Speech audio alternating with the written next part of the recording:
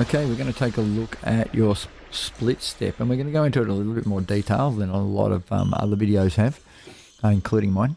And what happens is there's a little bit more to your split than you think, because it looks really simple. And the deal is with split, normally what we say is that you jump when your opponent hits the ball, you split your feet nice and wide, you take off your outside foot and you push off in the direction you want to go, and then you move from there.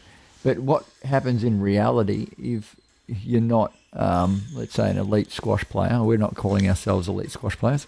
We're basically like very good club players, if you like. I got to about 100 in the world standard, but I'm old now, so that'll make a difference.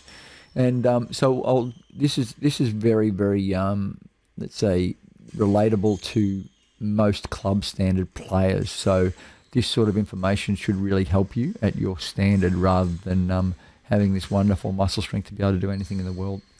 So what we're talking about is that your split is going to be very, very fast, and it's going to be very, very short, and it's going to be very, very active and very, very quick. So rather than actually splitting with this big motion where you push your feet out and you split your feet out wide, we're going to talk about splitting really quick and really fast. So we take a look at a few things here. So I've got a few notes on the screen, and we'll talk about those as we go here. Okay, so we're talking about the 45-degree stance on the tee, and that's so you can see the ball and everything as well. So it doesn't have to be 45, but 45 degrees is always a good thing.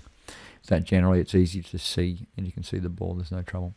And so then we will need to stay low with an engaged body. So you need to start with an engaged body off before you split. Don't start to split off a high body. So when I say that, if you can stay slightly down low, and that was my split there, that happened already. And that's why I say it's such a quick motion. So we look here, the ball comes back, I come here, and now this is the position of structure. Now the split will happen really fast because I'm watching, and there's the split there, and push off the outside foot. Okay, so it wasn't a notable movement, and we'll go through each step here. So watch here. I'll come in, and it's just a straight run because it's a fair distance to go. Okay, here's a good one. Okay, here, split there, that was the split. So the split, we'll go back and show you that one again. So it's not a standard thing that it doesn't always look the same. So when you split, and from here, I'm going back to the tee still. Okay, and now I'll jump in the air off that right foot and work out which direction to go. I've already seen the ball go short, so now I'm just going to push that left leg back. So my right leg's not going to move massively, just enough to, she is moving massively, to really load up, that's why. So I've really pushed those out to get some serious work in that direction. Once again, it's the same situation, exactly the same situation. Come back, come back, come back, push the left leg out. That'll go down quick now. I'll try and push it down as quick as I can to the floor. So you don't want your feet off the floor much. You want to keep your feet really low to the ground, so you can't afford to have a high body because you can't get your feet on the ground if you have a high body. And my body's a little bit high there. I would like to be a little bit lower. See how long it's taking me to get my feet down? So I need to stay lower and engage. So I'm working out how I can improve my game. This is fantastic. I need to stay lower when I come off the ball and when Mary strikes the ball, so I can actually push my feet down to the floor and be quicker off the tee. You must have too much of an upright stance here. Now I can't get my feet on the ground because I've got to wait to land with gravity. Now I've got to go. And so then I'll push off my my right foot, that one. So you push off your outside foot. So the timing of your split's really important. So I'll come back here and I'll time my split. It should be now. And work out what she's done, push my feet out. See how quick the split happened? It wasn't a pronounced split, it was just a push in that direction, and it was too short, the ball. So we'll keep it going, and we'll see. I'm just holding my finger on the slow motion button because it's easier to talk to when it's slow motion. Okay, that's an easy shot. So I don't know what's coming up here, by the way. And back we go. All right, so I was generally covering short. So here I'm going to watch short. So this is a split as well. So I don't know what Mary's going to do. My option is to push my right leg from here. So I can, if I have to, I can push that right leg to here and then take off that way if I need to go back. But if not, this right leg is going to go all the way over here and then continue that way or continue that way. So I'll watch what happens. So she drops back. So I've dropped that outside foot back, and that's allowed me to actually push back. So your splits are not a standard split every time. Your split varies, and that's a good shot by Mary.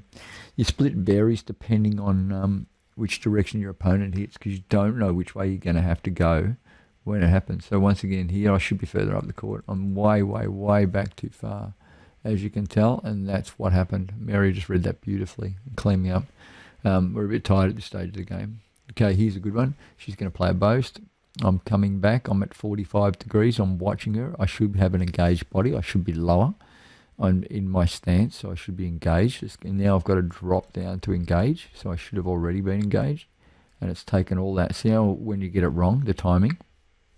So this is a perfect example of getting your timing wrong, where I've just had to drop my whole body to keep all this line here. If I didn't drop my body, I need to stay that side of my leg, and if I didn't drop my body, my whole body would have gone over this way, and I would have had nothing to push off on. So I've dropped my body massively to go and be able to push forward across. So we watch what happens, and just got it back. So once again, we'll watch what happens here. I come back, get back to the tee, watching.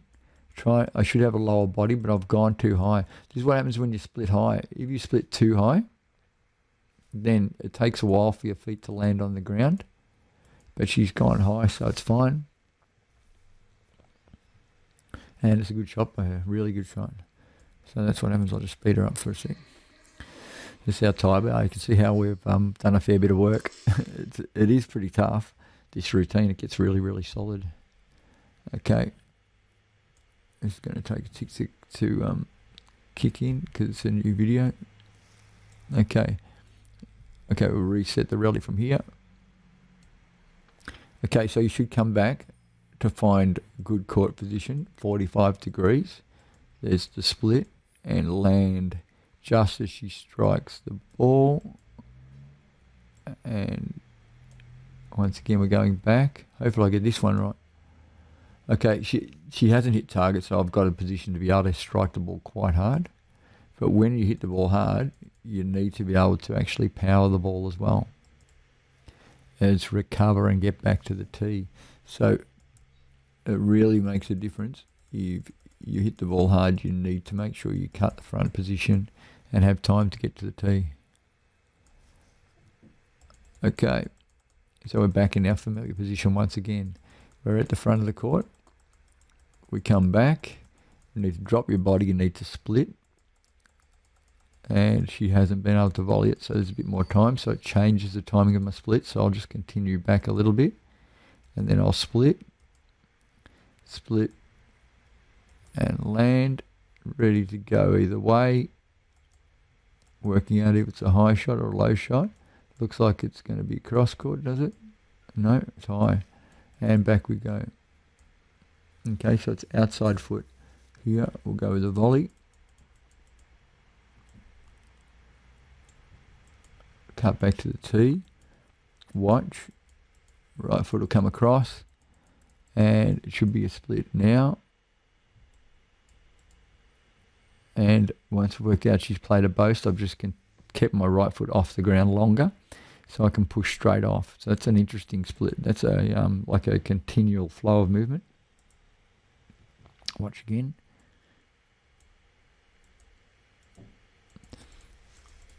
And so I'm coming back to the tee in this general direction, still moving across to the right-hand side.